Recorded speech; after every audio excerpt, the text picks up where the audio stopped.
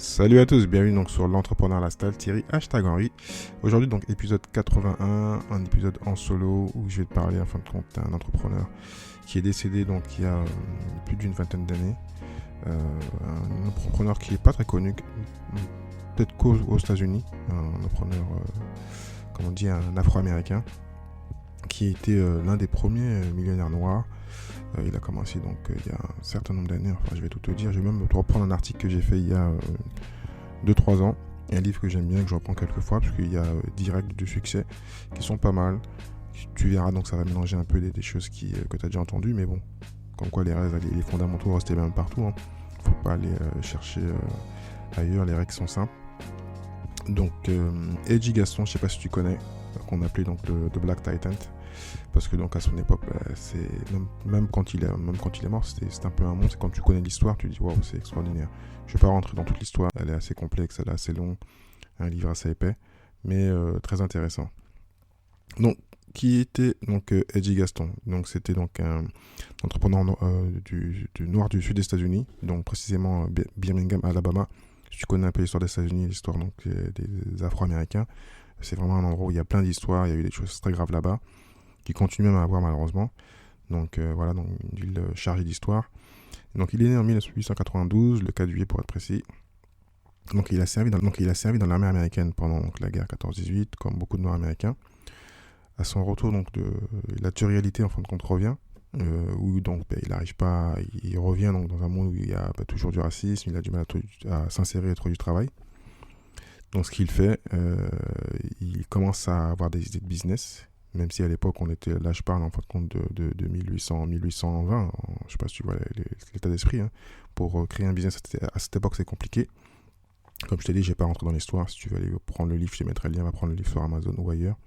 Donc il décide d'entreprendre, ce qu'il fait avec beaucoup de succès, malgré qu'il crée des sociétés avant la période de mouvement des droits civiques, donc, auquel il a participé. Logiquement, il a même peur d'avoir des boîtes, donc c'est un peu compliqué. Même quand il va à la banque, il passe par l'arrière. Quand il va dans les grands restaurants, parce qu'il est comme connu, il passe par l'arrière. Enfin, c'est vraiment spécial, donc je te conseille vraiment d'aller le lire. Donc il est mort, je fais un grand bond, en 96 avec une valeur estimée donc, de 100 millions d'euros avec sa compagnie. Donc déjà actuellement, il y a des rappeurs ou d'entrepreneurs classiques qui sont connus avec cette même somme.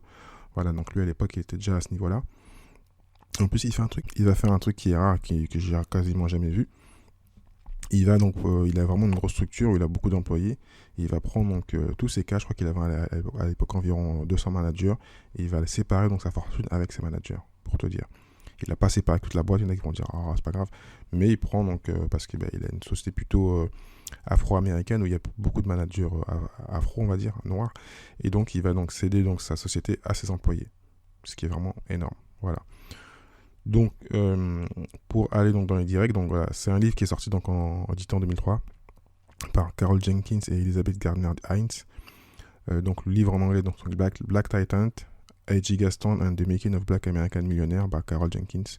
Voilà, je te laisserai lire. Et donc là, je vais commencer donc ces 10 règles qui sont, comme tu vas le voir, assez simples. Mais bon, pourquoi pas si ça peut t'aider. Voilà.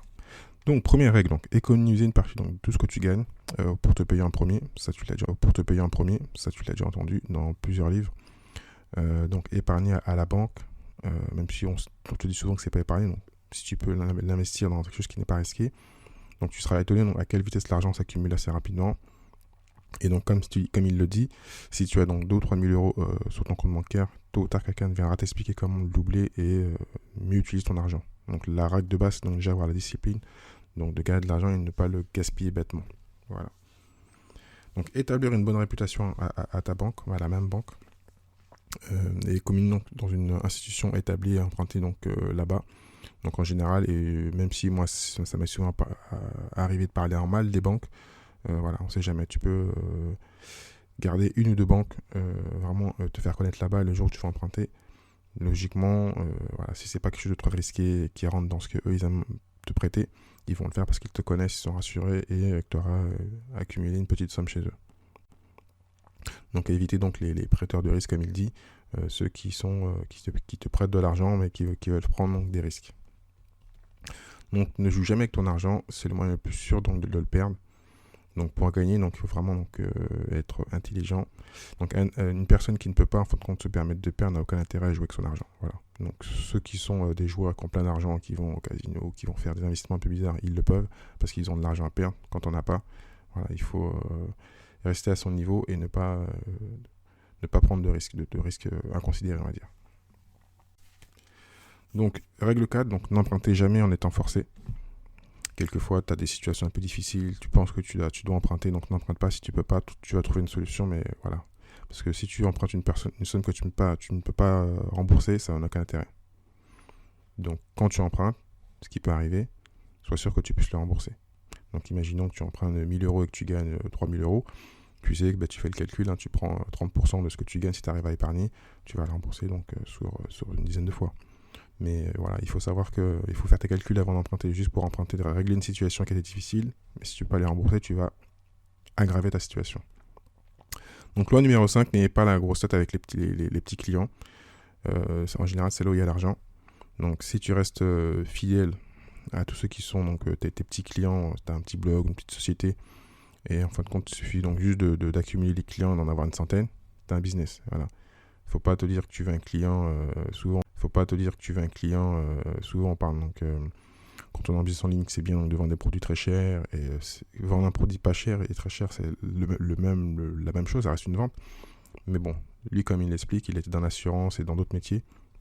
Le but c'est d'avoir déjà un client et après d'en avoir plus. Et dès que tu as une centaine de clients, tu as un business, un vrai business assez solide parce que donc, c'est des gens qui sont fans de toi et qui vont continuer donc à proposer ce que tu fais. Donc ne pas avoir trop de fierté. Donc porter les mêmes vêtements, garder la même voiture, faire les choses simples pour conclure, en fin de compte, pas conclure, mais pour expliquer ce qu'il dit, c'est plutôt être minimaliste. Garder les choses très longtemps. C'est pas important, en fin de compte, le type de vêtements, le costume que tu as, l'important c'est de l'argent qu'il y a dedans. Donc si tu comprends bien, tu as bien écouté, donc voilà, lui c'est pas donc de te la jouer avec les vêtements que tu portes, être dans la tendance, avoir les dernières belles chaussures. Ce qui est important, c'est ce qu'il y a dans tes poches et sur ton compte en banque. C'est pas ce que tu parles. Loi numéro 7, donc trouver un besoin et donc répondre à cette demande. Il y a plein de demandes qui ne sont pas pourvues, et souvent donc, tu le vois donc, sur Amazon, des fois il y a des gens qui vendent des trucs qui paraissent dingues, mais toi tu l'achètes pas, mais il y a plein de gens qui adorent ce produit-là. Donc trouver un besoin et une demande et le régler tout simplement. Donc, en général, comme il a dit, les entreprises qui réussissent sont fondées sur des besoins. Les besoins, des demandes, c'est pas des offres complètement folles ou quelqu'un qui crée une offre. Tout part toujours d'une demande. S'il n'y a pas de demande, simplement il n'y a pas de marché, il n'y a pas d'offre. Donc voilà. Donc une fois quand tu es dans le business, il faut toujours garder une bonne comptabilité, savoir tes chiffres. Comme on le disait une émission, donc, qui veut être mon associé ou Shark Tank, c'est une émission que je regarde souvent. Voilà. Ils disent très bien, souvent on n'investit pas, on ne suit pas une personne qui ne connaît pas sa comptabilité, qui ne connaît pas ses chiffres. L'important de connaître ses chiffres. Et comme il dit, donc embaucher donc, aussi donc, les meilleures personnes. Là, on part toujours, donc le business c'est un travail d'équipe, donc si tu n'as pas les bonnes équipes et les bonnes personnes, tu risques donc de perdre ton temps à manager et à gérer. Quand tu as des bonnes personnes, voilà, tu les laisses faire ce qu'elles veulent faire et ça va être plus simple de gérer ton business. Donc loi numéro 8, donc rester dans sa propre cour. Donc ne pas essayer de comparer aux gens qui sont 10 fois plus gros que toi, de te rentrer en compétition avec eux. Toi, tu as ton petit business qui fait 200, 300 000, n'essaie pas de mettre en compétition avec une personne qui fait 20 millions, 200 millions. Voilà, tu n'es pas dans la même cour, donc voilà, reste à ton niveau et prends ton temps pour arriver à ce niveau-là si tu veux arriver là ou essayer de les battre. Donc, loi numéro 9, une fois donc que tu obtiens de l'argent ou une réputation d'en avoir, les gens te donneront de l'argent. Donc, le but, c'est vraiment donc, de prendre son temps, de construire donc sa réputation, de construire donc son compte, enfin tout ce qu'on a dit avant. De construire une situation qui fait que les gens vont te percevoir comme un entrepreneur, un homme d'affaires, et automatiquement donc, les choses vont suivre. Voilà. Quand tu as commencé à te faire connaître et à avoir une réputation, tout se fait. Donc tout le travail, comme j'ai dit avant, donc, se fait en amont, et ensuite tu es rentré dans la cour des grands, et on sait que tu es considéré comme un entrepreneur, un investisseur. Donc loi numéro 10, qui est vraiment une loi très simple, mais qui résume l'ensemble, qui arrive comme une pyramide en fin de compte à la fin. Donc voilà, une fois que tu as atteint un certain niveau en termes de finance et de business, il peut quasiment plus rien t'arriver, à moins que tu fasses des folies. Normalement, tu auras déjà la discipline donc de gagner de l'argent, tu auras déjà des fonds déjà investis, avoir une base solide, Et automatiquement, donc, l'argent va continuer simplement à augmenter. Quand on dit que les gens deviennent plus riches, c'est pas qu'ils deviennent plus riches. Parce qu'on compare en fin de compte les riches et les pauvres, mais c'est que automatiquement, quand tu as commencé à accumuler, à investir, c'est un effet boule de neige. Tu vas continuer à t'enrichir si tu fais pas de bêtises. Eh ben, c'est la même chose. Voilà. Donc voici donc les 10 conseils donc, de Eddie Gaston. Entrepreneur, je pense que tu ne connaissais pas. Si tu connais, ben, mets-moi un commentaire. Donc n'hésite pas à aller prendre le livre sur internet ou aller te renseigner sur l'homme. Je crois qu'il y a même un reportage sur YouTube, il me semble bien, si tu n'aimes pas lire. Donc voilà, entrepreneur intéressant qui n'est pas connu malheureusement, mais voilà, qui a direct qui sont assez simples, mais voilà, à suivre si tu es motivé. Ici actuellement, bon, c'est très bien qu'on est dans une période un peu difficile, un peu calme, donc voilà, prépare-toi donc à suivre ces concepts et puis à te dire que dans 5 ans, dans 10 ans, voilà, tu auras bien géré ton argent, investi ou fait des business, et puis en le même esprit, ne pas trop dépenser, bien investir ton argent, ne pas être prétentieux ou égoïste. Voilà, c'est pas important si tu changes de vêtements, si t'as pas la dernière voiture. L'important c'est ce qu'il y a dans ta poche et dans ton compte bancaire. Le reste, t'en as rien à faire. Laisse les autres dépenser, faire les beaux. Toi, ce que tu veux, donc, c'est être financièrement indépendant et arriver à un certain niveau donc de réseau, de réputation et de business pour ensuite laisser faire l'effet boule de neige et gagner plus. Voilà, aussi simple que ça. Donc, épisode très court. Donc, moi, je te dis donc au prochain épisode. Et puis, n'hésite pas à comment partager. Ciao.